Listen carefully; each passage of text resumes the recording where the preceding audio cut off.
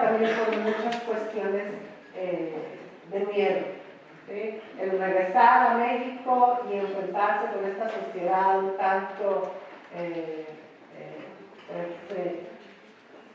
¿cómo lo puedo poner? Linda, digamos, mal informada acerca de la cuestión, muy llena de prejuicios hacia las personas transgénero, y pues con serios problemas en lo que se trata el reconocimiento de los derechos humanos, el reconocimiento de los derechos laborales. A mí una de las cosas que más me preocupaban era que si yo empezaba una vida como mujer, eso significara abandonar mi vida académica. Entonces, eso fue una de las primeras cosas que tuve que solucionar, y afortunadamente quien me ayudó mucho fue Marta Zúñiga, que es una sexóloga allá en Monterrey, quien fue precisamente mi coach, quien me dio ese último empujón. Me dijo: no, mira, todos tus miedos tienes que vencerlos, no es algo fácil, uno se tiene que empezar a construir ese valor para entonces sí poder lanzarse al ruedo. Y afortunadamente ella me apoyó mucho, al grado de que preparamos juntas todo el proceso en el cual dentro de mi trabajo yo dejé de ser hombre, y entonces empecé al día siguiente a vivir de tiempo completo como Dani Gutiérrez. Ella inclusive fue al Sinvestar Monterrey a platicar con los directivos acerca de cuál era el proceso. Y vuelvo al punto, creo que es sumamente importante el que eduquemos a las personas al respecto. El hecho, yo sé que en un mundo utópico desearíamos que todo el mundo conociera qué significa el respeto a los derechos y que realmente los llevaran a efecto. Pero la realidad no es así. Muchas veces la gente inclusive desconoce acerca de los derechos laborales, de los derechos humanos.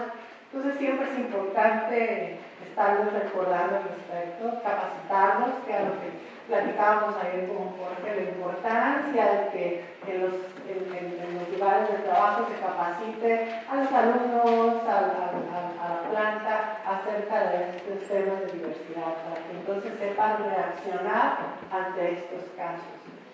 Y pues afortunadamente la reacción fue muy buena. Yo creo que tiene mucho que ver que el Sinvestar Monterrey se creó como un centro en el cual llegamos profesores, todos con experiencia en el extranjero.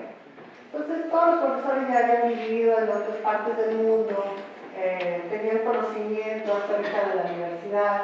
Entonces no les fue difícil el poder aceptar que uno de sus colegas empezara un proceso de transición. Y afortunadamente me apoyaron mucho. De hecho, el primer día que me presenté al trabajo como Dania Gutiérrez, todas las colegas, mujeres, me hicieron un pastel para darme la bienvenida como mujer al trabajo, ¿no? Creo que fue un detalle muy bonito de su parte. Y por otro lado, mi jefe, que es el doctor Bruno Escalante, todavía es nuestro director a la fecha. Cuando yo platiqué con él, me dijo una cosa que resonó mucho y que creo que debería ser el estándar en todos los lugares de trabajo. Decía: es que me metes en un problema si me dices que tienes que dejar el trabajo para transicionar. O sea, porque tú aquí eres, pues eres parte de un proyecto. Aquí nosotros deseamos tenerte por tus capacidades. ¿Sí? Entonces, si te vas, ese proyecto se queda trunco. Entonces, queremos que sigas aquí y te vamos a apoyar en todo lo que necesitas para que sigas aportando a este centro con tu capacidad. Y yo creo que debería ser así en todos lados. Las personas deberían ser vistas por la capacidad, por lo que aportan en cuestión de esfuerzo, de trabajo, y no por su identidad de género, ni por sus tratamientos sexuales, ni por su religión, etc. La Constitución dice que debe ser así, pero en la realidad no lo es. por eso es importante el que nos capacitemos y el que aprendamos acerca de la universidad. Y pues bueno, así fue entonces como pude seguir trabajando en el CINESTAB, ya ahora sí, de tiempo completo, como Dani Gutiérrez, y realmente para mí fue esa sensación de poder haberme quitado el lastre de encima. Realmente el hecho de seguir teniendo ese pendiente de transicionar no me dejaba hacer mi trabajo a mi total capacidad. Pero una vez que ya pude ser Dani Gutiérrez, las cosas empezaron a dar. Empecé a ser más productiva, empecé a recibir muchos más alumnos. Algo muy curioso es de que las nuevas generaciones, afortunadamente, ya no les importa eso. Mi laboratorio es un laboratorio sumamente popular en términos de que llegan los alumnos y todos quieren trabajar conmigo. Mi grupo, mi laboratorio ingeniero es el segundo grupo más grande del CINESTAB Monterrey, solamente detrás del grupo del doctor Carlos Ruiz, quien es una eminencia, él ya es Smith. Su laboratorio está consolidado desde hace años. Entonces el hecho de estar detrás de él realmente para mí es un gusto, quiere decir que estamos haciendo las cosas bien y nada de esto hubiera sido posible si no hubiera transicionado, o sea, si no hubiera tomado ese paso, simplemente seguiría triste, seguiría siendo improductiva o posiblemente no estaría aquí con ustedes. Entonces, por eso es importante el hecho de que entendamos a las personas que nos quedan, de que las veamos como personas productivas a la sociedad, que muchos lo son, a pesar de lo que nos digan los medios de comunicación. Que los medios de comunicación nos ponen como una de tres cosas: sexo servidoras, personal de belleza o personal de la farándula. Entonces, no es así. Las personas transgénero estamos en todos lados, somos ingenieros, somos médicos, somos biólogos. Entonces, es importante el empezar a romper con esos prejuicios. Y a mí por eso me gusta platicar con la gente y tenerles paciencia. Me sucedió algo muy chistoso durante, no las últimas, sino las anteriores elecciones. Me tocó servir como funcionario de casilla. Entonces, yo trabajé como funcionario de casilla y me tocó ser la secretaria de la casilla y en algún momento no teníamos gente, entonces empezamos a platicar entre los funcionarios. Y entonces una de las explicadoras me pregunta: oye, ¿y dónde tienes tu salón de belleza? Y le digo: no, yo no tengo salón de belleza. A lo mejor el hecho de que te haga las uñas pintadas, le hizo ver, pero le dije: no, entonces con la paciencia requerida le dije: no, mire, yo le dedico a esto. Y yo creo que es importante para que se empiece a romper con ese estigma. Lo difícil es que tenemos que luchar mucho contra los medios de comunicación que siguen imponiendo esa imagen prejuiciosa por intereses que bueno, no me interesa comentar, pero por eso es importante que platiquemos al respecto. Y pues bueno, yo creo que este es un buen momento para hacer una pausa, que me expresen sus inquietudes, preguntas, dudas de lo que les he platicado hasta el momento. Por acá hay una pregunta, pero sí. Ok, mis perdidos.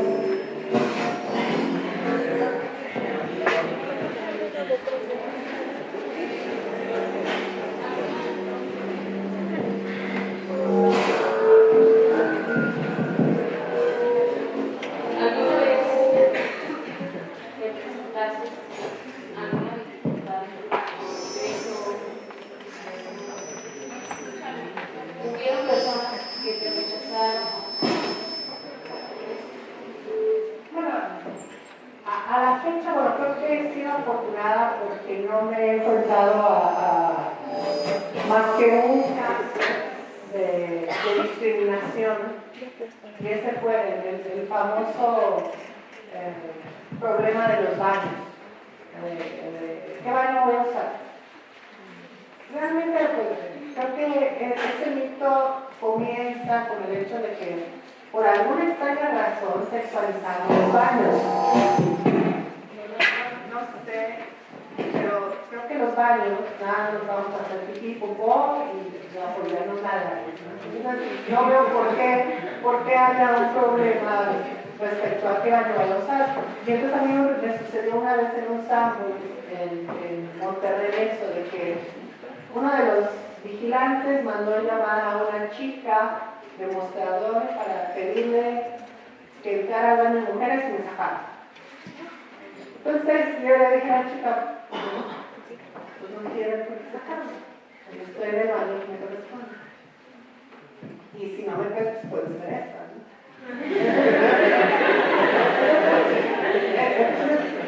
Sí, porque más allá a nadie creo que debe de solicitarse o preguntársele qué hay en sus piernas para el baño. Entonces, ese es el único incidente, pero fuera de eso no he tenido mayor problema. Buenos días. Bueno, primero, pues felicitar por esta plática que todavía no termina, pero que sí es muy interesante. Y principalmente por las últimas partes que mencionaba. La que a mí se me hizo muy interesante fue la de las ocupaciones que menciona. Dice, no todas las personas transgénero tienen por qué ser sexoservidoras o sexoservidores. Y yo recuerdo algunas entrevistas que a veces pasan en ciertos programas, en documentales, donde dicen, por ejemplo, mujeres transgénero.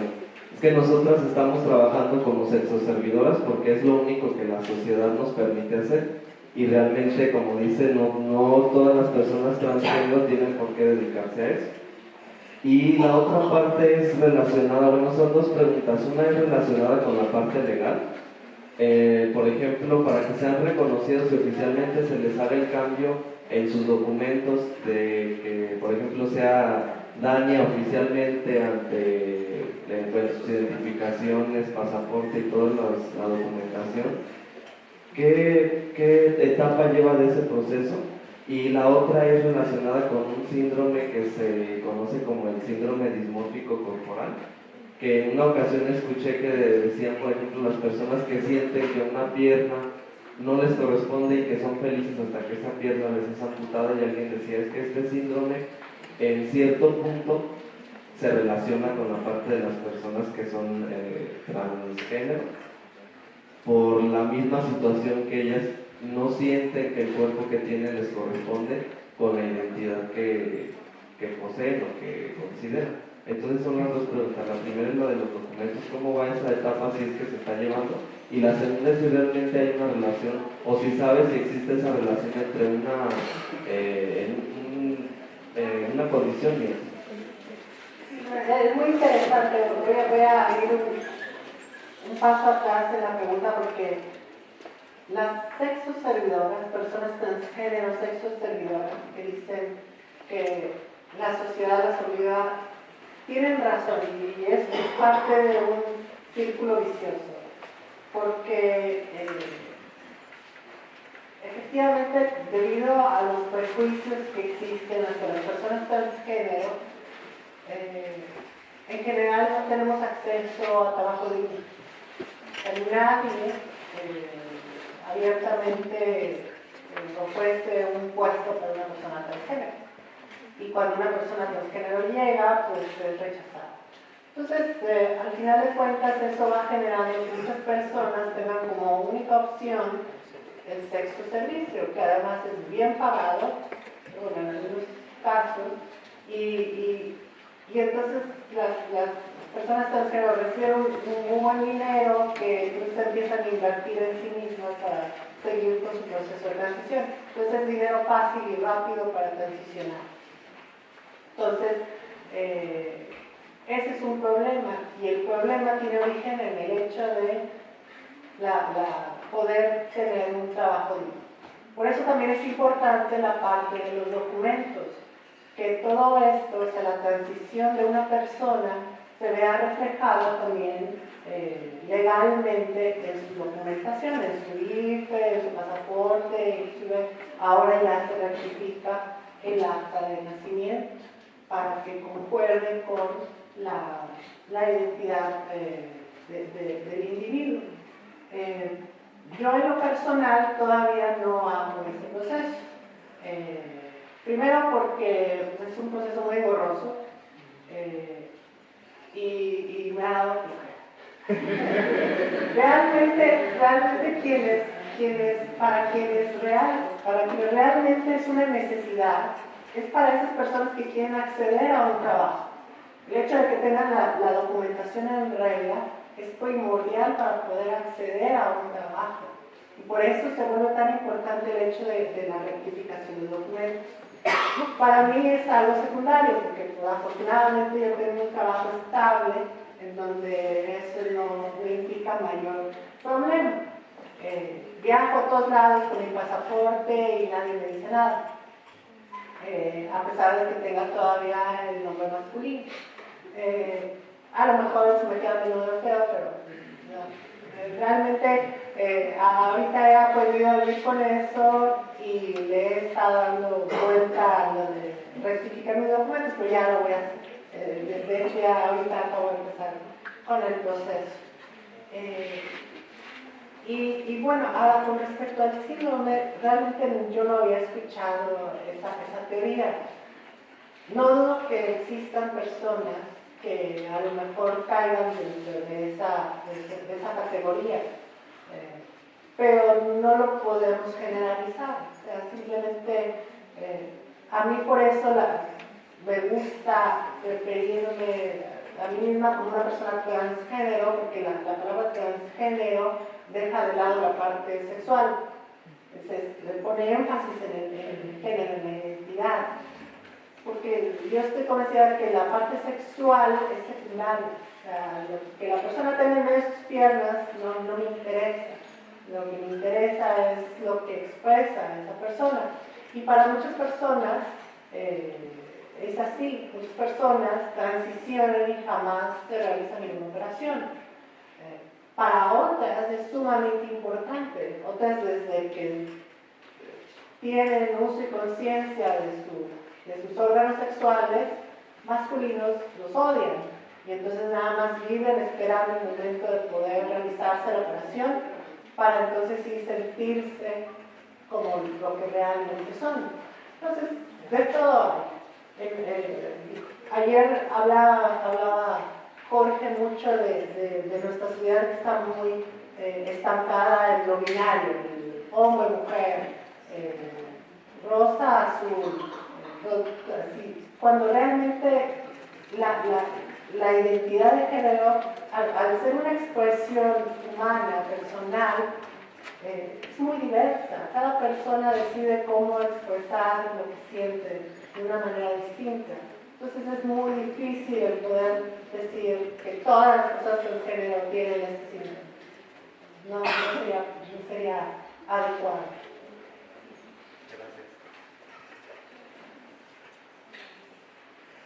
¿Dudas, preguntas?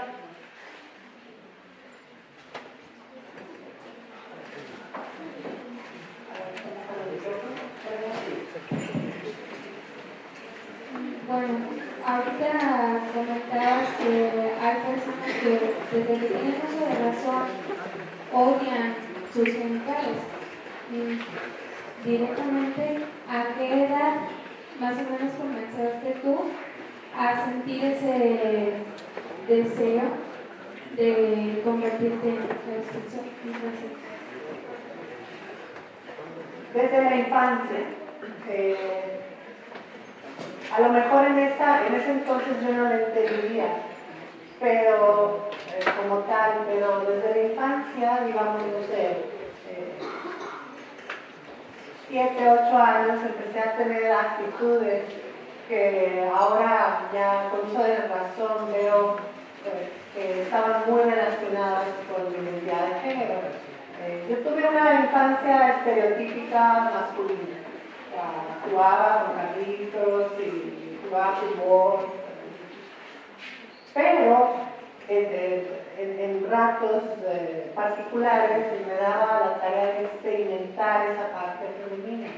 Y lo hacía de una manera muy chistosa. A mi mamá acostumbraba mucho tomar la siesta. Entonces aprovechaba que mi mamá se iba a dormir para ponerme a jugar con sus maquillajes. Entonces aprovechaba ese rato que me veía, me metía al baño y empezaba a maquillar con el maquillaje de mi mamá. Y ese juego lo traje durante toda la infancia.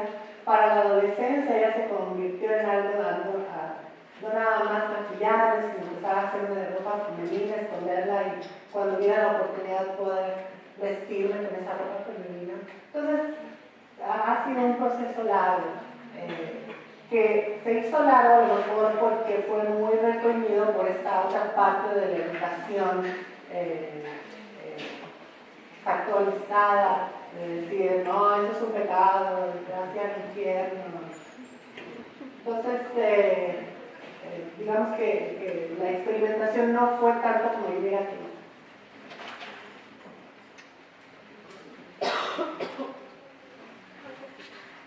Por acá hay una pregunta.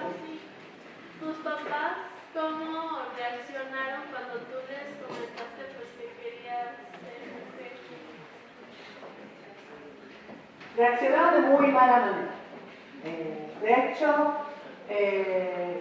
hasta hace poco, bueno, cuando decidí ya vivir de tiempo completo como mujer, obviamente hablé con muchas personas al respecto. Con mi familia directamente fue de las primeras que hablé y no lo aceptaron. De plano me dijeron, no te queremos más. Y durante muchos años no lo quería. Hasta ahora, hasta hace apenas unos meses que yo supongo con el tiempo se fueron un poco fueron aceptando la situación y ahora ya finalmente puedo regresar a ser parte de la familia, ¿no? Pero sí, no fue algo fácil. Y fue parte de lo que también trabajé con mi psicóloga, con Marta Zúñiga, el hecho de que a veces nos preocupamos mucho por el qué dirán. Entonces, también tenemos que pensar en nuestro bienestar, en nuestra felicidad. Entonces, en algún momento yo logré decir, bueno, no importa que no me acepten, si ese es el precio que tengo que pagar para ser feliz, pues ni modo. Digo, afortunadamente ya todo regresó a la normalidad. Y yo creo que particularmente los padres es difícil, y ayer lo veíamos en el video que les pasaron, porque los papás ponen muchas expectativas en sus hijos. Se hacen toda una historia en la mente acerca de lo que quieren que sean sus hijos. Y eso incluye hasta cuántos hijos van a tener. Ayer me platicaba de que en el video se veía, bueno, el papá veía al hijo y con un montón de chamacos. Entonces, hasta ya saben cuántos van a tener y hasta qué nombres van a tener. Y si va a ser el cochito, por el segundo, por el tercero. Entonces eso hace todavía más difícil para los padres la aceptación, porque rompe con todo ese esquema mental que tenían, les destruye todas sus expectativas y empieza a generar miedos de que el hijo entonces vaya a dar malos pasos o simplemente en un caso el miedo a que sea sujeta a violencia o que al rechazo, a la fobia. Entonces eso los padres lo toman muy a pecho. Entonces yo creo que en particular mis papás les tomó algo de tiempo, pero afortunadamente se pudieron dar cuenta de que todo esto ha sido para mí y que afortunadamente logramos salir adelante.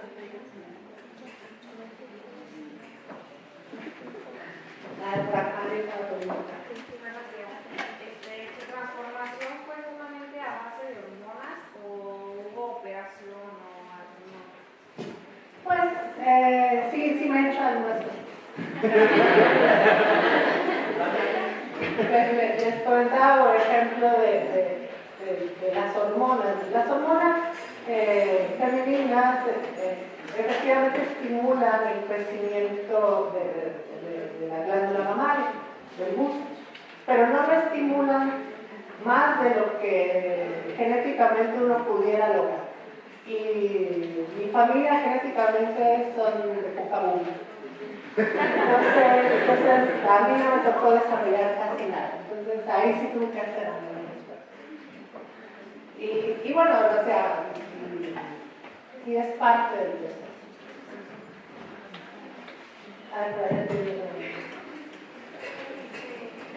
¿Qué opinas tú sobre la ley de que las parejas gay o del mismo sexo quieran adoptar hijos? ¿Cuál es tu opinión? Y si tú algún día te gustaría adoptar un niño. Bueno, voy a contestar primero la segunda pregunta. A mí no me ha nacido el instinto materno. Realmente no tengo la paciencia para crear un niño.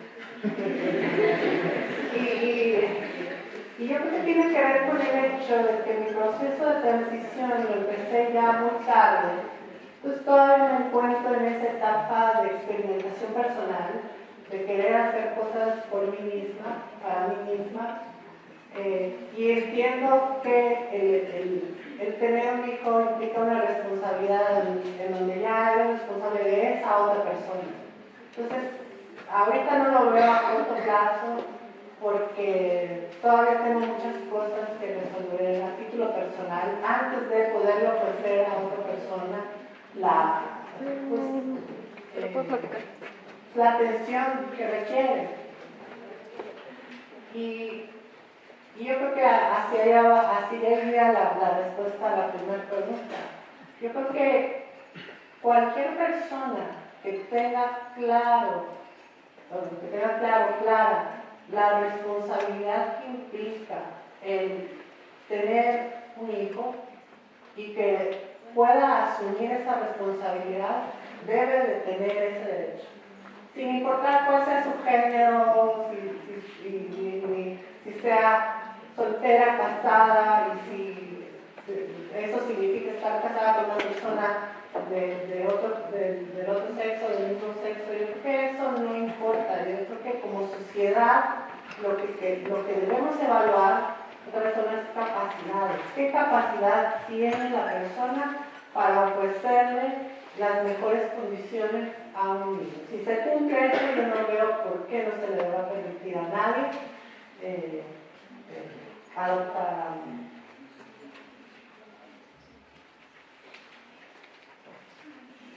¿Más preguntas?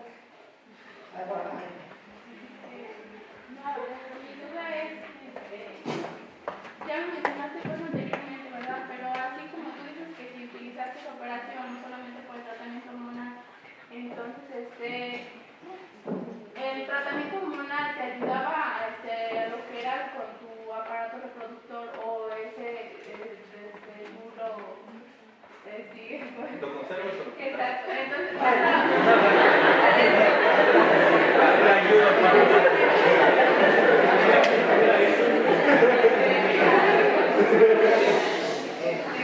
otra pregunta también sería, iniciaste ya a una edad, pues no desde pequeño, que ya sentías como esta necesidad, pues,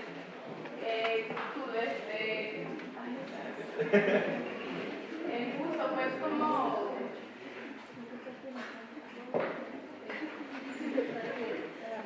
en el círculo que te desarrollaste fue más con mujeres o con hombres, no sé, ¿cómo es que te diste cuenta de esto? Si tus gustos pues, el momento pues de que tú sentiste ya no, ¿cómo es que desarrollaste? No sé qué. O sea, ¿cómo te diste cuenta que te llamaban más la atención los hombres que las mujeres? O sea, si de plano desde pequeño tú sentiste que no, ajá. A ver, estas son las clásicas preguntas en las que me gusta tomar el tiempo para contestarlas porque reflejan mucho desconocimiento. La primera, el famoso, si se fijan hasta ahora, en mi presentación, y tanto en las fotos como en lo que les he platicado, jamás les he dicho ni les he mostrado una foto del antes, ni les he dicho cuál es el nombre que aparece a la fecha en mis documentos. Porque yo estoy convencida que eso es parte del problema. Como que nuestra sociedad ya debe de tener la madurez suficiente para superar ese morbo de decir, ¿qué pasó? O sea, el antes y el después.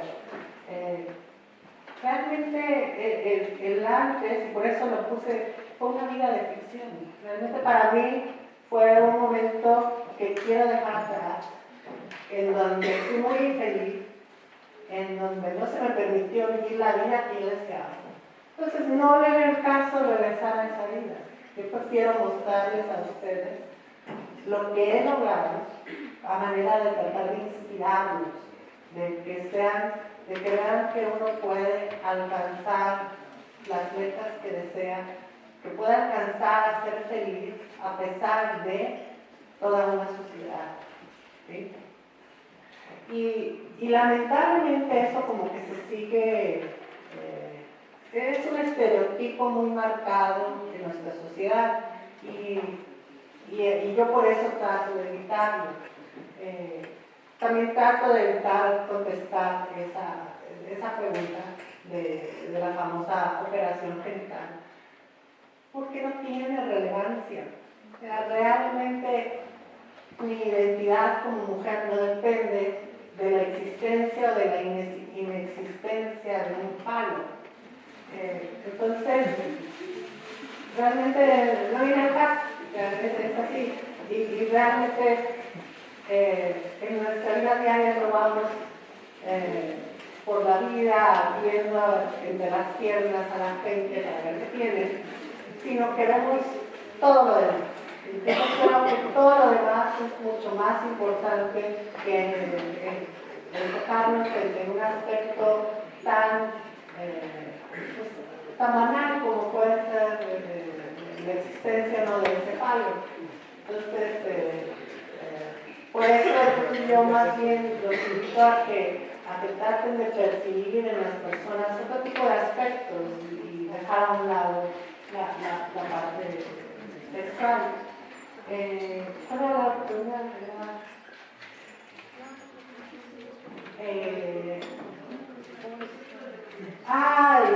Gracias, de la convivencia, entonces una parte es la identidad y otra es mi preferencia erótico-afectiva, es decir, a quién me atrae, quién me gusta, con quién tengo relaciones sexuales. Eso es algo totalmente aparte de mi identidad de género. O sea, no tiene que ver nada con mi identidad de género. Y también lo comentaba ayer Jorge, ¿no? Las personas transgénero no transicionamos para darle gusto al otro género. O sea, un hombre no transiciona a ser mujer nada más por el gusto ahora a ser,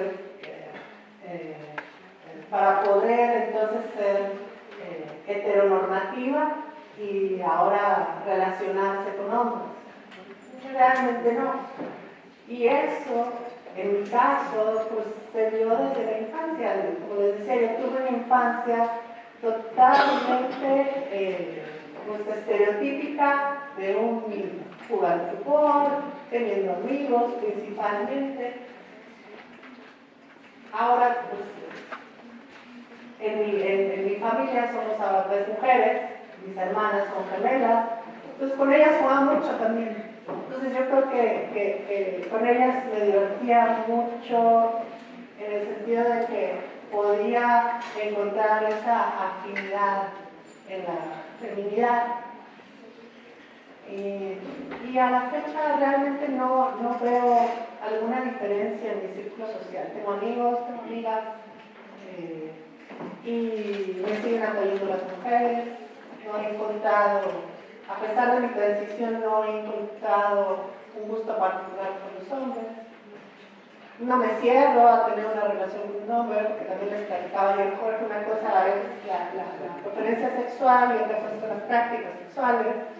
Entonces, realmente todo eso no está casado con mi transición. Mi transición es una cuestión muy personal y muy de cómo quiero darme a conocer ante la sociedad, cómo quiero expresarme ante esta sociedad.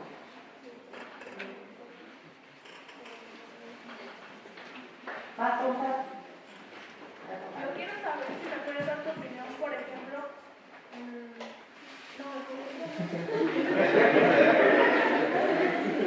bueno, por ejemplo, a las personas que se cierran en su mundo, que les gusta alguien de su mismo género.